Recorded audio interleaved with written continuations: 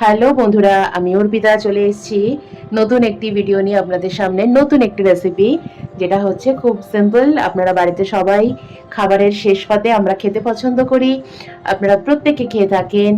সেটা খিচুড়ির শেষ পাতে হোক, সেটা ভাতের শেষ পাতে হোক, সেটা পরোটা দিয়ে হোক, রুটি দিয়ে হোক, যে কোনো বিয়ে বাড়িতে হোক কি বাড়িতে হোক।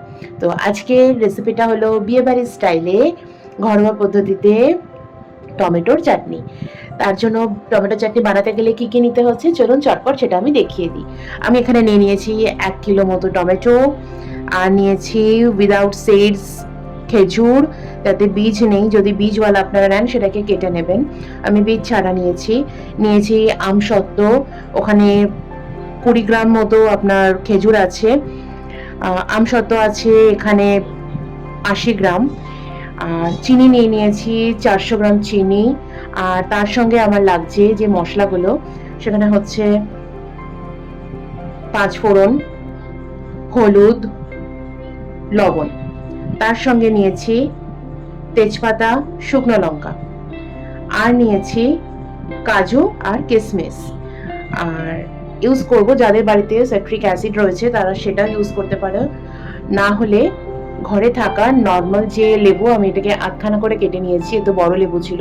কারোর যদি ছোট থাকে গোটা একটা দিয়ে দেবেন পরিমাণ অনুযায়ী। আমি 1 কিলো নিয়েছি, তো এটার হাফ মানে আপনারা বুঝতে পারছেন কতটা। এটা আমি হাফ নিয়েছি। তো কেউ সাইট্রিক অ্যাসিডও ইউজ করতে পারেন, কেউ তার বদলে লেবুও দেওয়া যেতে পারে। তো চলুন ঝটপট আমি শুরু করে দিই আজকের রেসিপি। আর টমেটোগুলোকে আমি আগে প্রথমে কেটে নিই, আমি ধুয়ে রেখে দিয়েছি। চলুন টমেটোগুলোকে আমি কেটে নিই ততক্ষণ।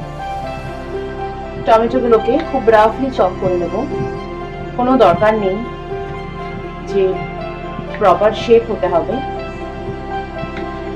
আপনাদের বাড়িতে যেমন আছে ছুরি বটি, যে যেভাবে অভ্যস্ত তারা সেভাবে কেটে নেবেন। টমেটোগুলোকে আমি রাফলি চপ করে নিচ্ছি। টমেটোগুলো চপ করা হয়ে গেলে আমি খেজুরগুলোকে সরু সরু করে কেটে নেব। খেজুরগুলোও আমি সরু করেই কাটবো। আমসত্ত্বগুলোকে আমি পিস করে রেখেছি, আমসত্ত্বগুলোকে আমাকে আর নেক্সট টাইম আর কাটতে হবে না। চলুন কড়াইতে তেল দিয়ে দিচ্ছি শুকনো লঙ্কা, তেজপাতা আর 5 ফোড়ন।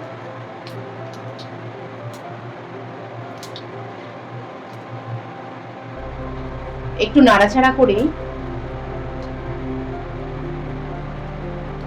কেটে রাখা টমেটোগুলো তেলের উপর দিয়ে দেবো।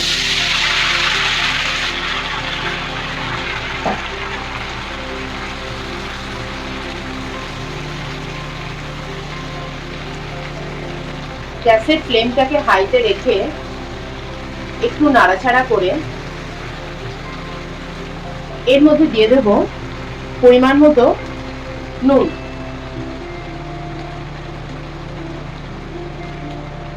আর দিয়ে দেব 1 টিস্পুন হলুদ গুঁড়ো।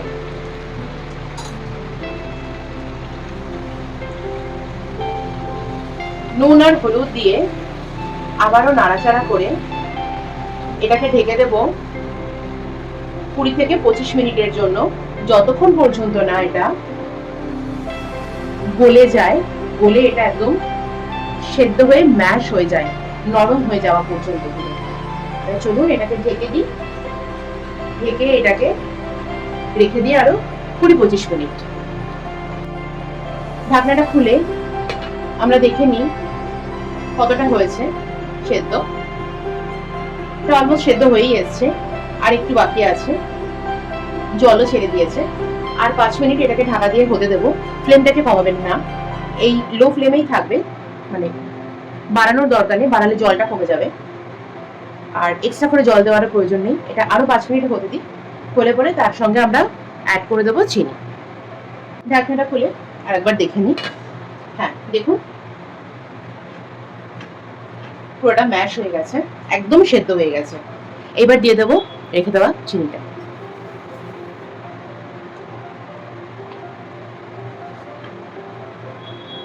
কোনো আলাদা কোনো চিনি নয়, যেই চিনি নর্মালি আমরা ঘরে ইউজ করি সেই চিনি দেবেন।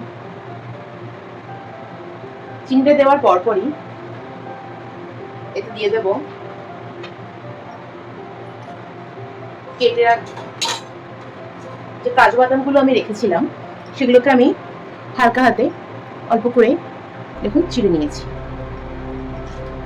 কাজু বাদামগুলো দিয়ে দেবো আর সঙ্গে দিয়ে দেবো কিশমিশগুলো।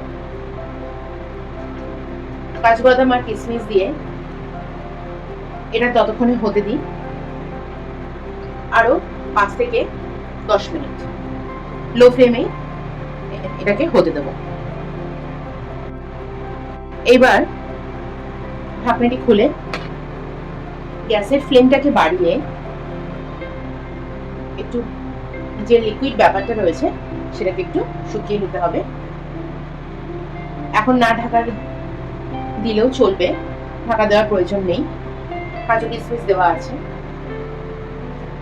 এই সঙ্গে এই মুহূর্তে এখনই খেজুর দিচ্ছি না, আমরা এখন দিয়ে দিতে পারি কেটে রাখা আমসত্ত্ব।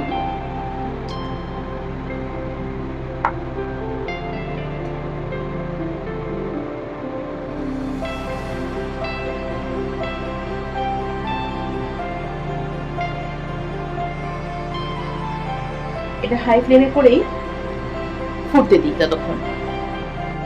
এবার এটার মধ্যে দিয়ে দেবো কেটে রাখা খেজুরগুলো।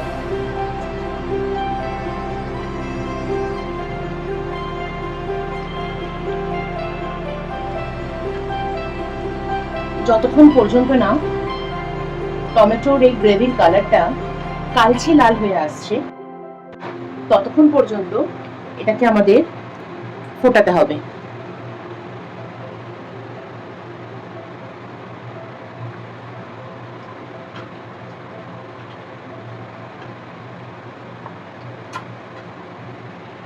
কালারটা দেখুন কালচে হয়ে এসছে। এইবার আমি এটা অ্যাড করে পরিমাণ কেটে রাখা লেবু।